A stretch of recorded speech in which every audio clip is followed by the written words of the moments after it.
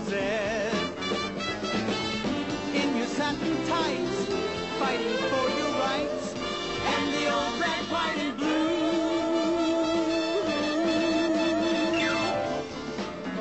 Wonder Woman, Wonder Woman. Now the world is ready for you, and the wonders you can do.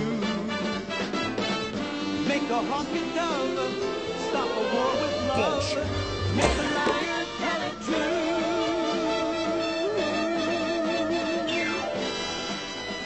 Wonder Woman, get us out from under, Wonder Woman. All our hopes are pinned upon you, and the magic that you do. Stop a bullet cold, make the axis fold, change the minds and change the world. दुनिया बहुत छोटी है, मार डालो। Wonder Woman, you're a wonder, Wonder Woman. In the space alien. And now for something completely different. Why do we have, let's say, so many races on Earth? Who is their creator? Here's the thing. You start out with a similar race, you know, one race, one humanoid being. And that one humanoid being, basically, very dark-skinned, might I add, had an interaction with an extraterrestrial being. Love, exciting and Good Lord. What we call human is now a mixed breed between extraterrestrial and human DNA. It was a Pleiadian that seeded the DNA of humans.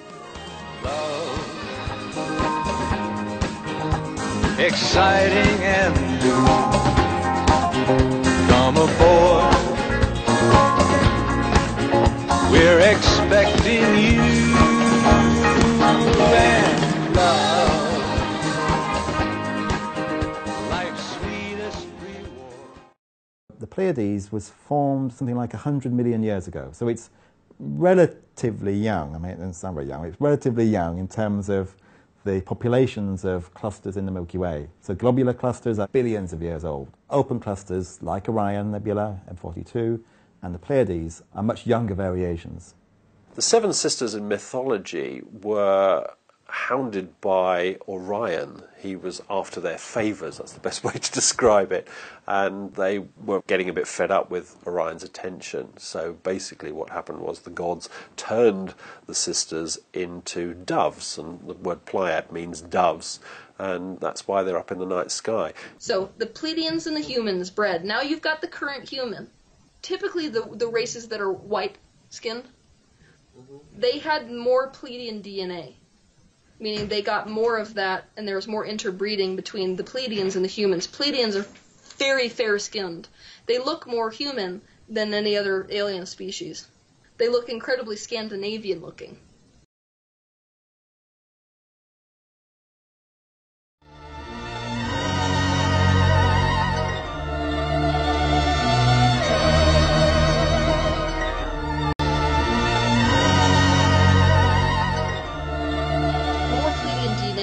Usually the lighter your skin is. And if you have darker skin, usually there's more human DNA present within your system.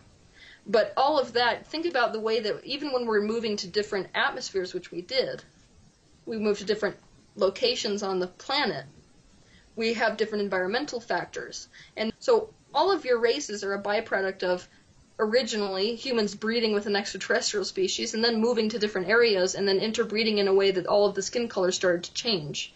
You serious? And that was highly influenced by our own attraction levels. So in certain cultures, like more red skin was attractive. So red-skinned and red-skinned people tend to have the most babies. That's how it used to work. Nowadays we're starting to transcend this, and even really super not attractive people are having children. And really super not attractive people are having children. Africa's interesting because when Pleiadians interbred with humans, that's a major reason why we started even migrating. We started migrating out of Africa originally, a large majority, because of the fact that we could, by virtue of interacting with them, that's how we even knew there was stuff outside of Africa. Our hominids are nomadic, meaning we move, right? But the reason that we knew where to go is because there was an extraterrestrial species, basically, which could see the way that our geography was.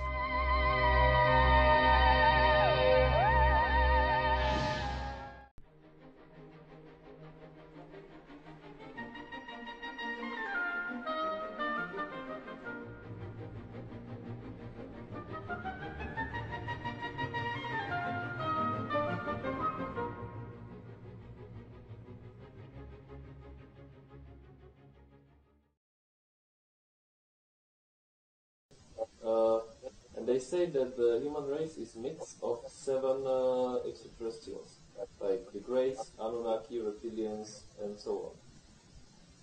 That's not an opinion that I share. Okay. But there is those races are highly interested in humanity. That's for damn sure. But number one, several of the races that you've just listed can't even come to planet Earth physically. They would dissolve in your atmosphere. Which is why they choose to project forth as a physical human versus as an Arcturian, is because if they came here physically, literally, the nitrogen in your atmosphere would dissolve their skin like a slug in salt. We call the human species, which is a mix of Pleiadian and hominid genes, basically, that was a love affair that then led to the entirety of the human race. So, like, even the people who are mixed breeds of gray and humans, which they do exist, even those people are a mix of Pleiadian, hominid, and gray genetics. Does that make sense? Yeah. This is fascinating. I almost want to see these things. I almost want to see these things. When you are talking about this, where did you get your information from? Are you ready to hear it or no? Because this is the thing. I'm not really out there in the general public with my actual identity.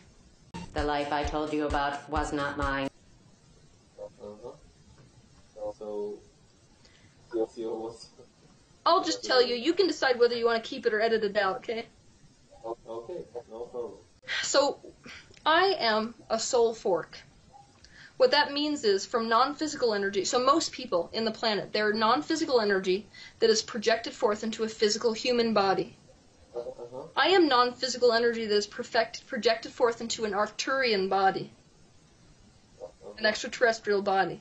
Now that extraterrestrial being has chosen to then project forth as a human body 12 times. This is the 12th incarnation.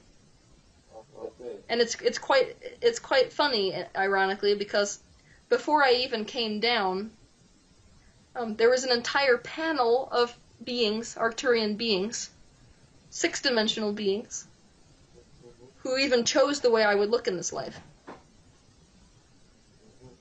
Would you like to know why? Yeah, of course. So I came down here with the intention of reaching people on every single continent. And to do that, human beings, they like to pay attention to what's attractive, right? But based on where you are geographically, certain things are attractive and certain things are unattractive. So a really beautiful woman down in Africa might come up here to the U.S. and be considered pretty ugly. But there are a certain type of traits, physical traits, which make a person attractive on every single continent. And so even before I came here, it's not like my looks are so gorgeous to one demographic over another demographic. It's that there will not be a person on the planet, regardless of what country you go to, that does not perceive some level of attractiveness. Thus, they'll pay attention. So what I chose to do, basically, is pick the kind of life that is the worst kind of life that a human being could experience and get myself out of it, and then teach other people how to do it. Well, if she's... Either they go, oh, she's absolutely fucking crazy, let's not listen to her anymore.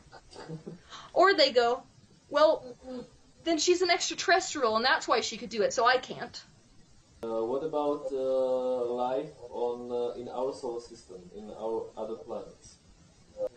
But yes, there's a great many species that have lived in your solar system, that currently do live in your solar system.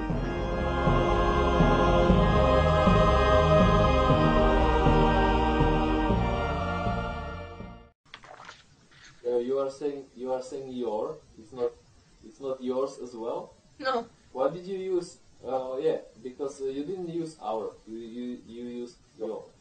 So that was. It's because the information. You will see me switch back and forth between yours and ours. When I am speaking to you from the basically the portion, I'll be speaking to a lot of people based on my experience as a child. When I do that, I will be speaking to you from the human perspective. Because it's not like I am only an alien perspective in a human meat suit, right? I'm now 3 points of perspective. Most people are 2. Most people are the higher self and their human perspective. 2 points of perspective. I'm 3. Human, extraterrestrial, and non-physical. Okay, now about the hollow Earth concept. No, the Earth is not hollow, but there is multiple dimensional realities existing at once. So you can think of the Earth core in terms of the physical Earth core or in terms of the fourth dimensional Earth core. In the fourth dimensional Earth core, there is a huge civilization that lives within that reality. Behind a barrier of molten lava, an empire of evil, an inferno ruled by winged creatures like guardians of the gates of hell.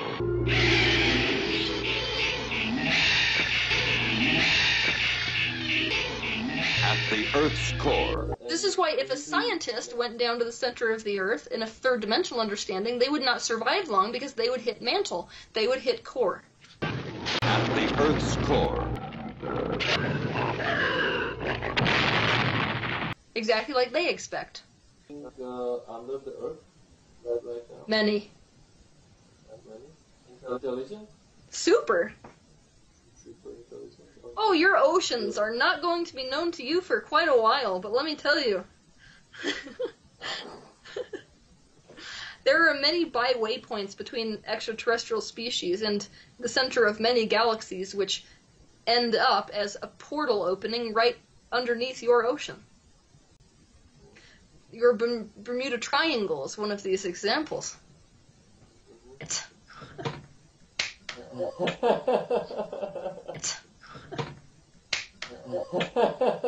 Ha ha ha! Wonder Woman, Wonder Woman. All the world's waiting for you and the power you possess.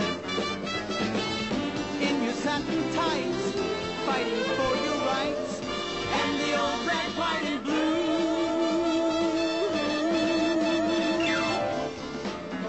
Wonder Woman, Wonder Woman. No hair on my head, but the pavement matches the concrete.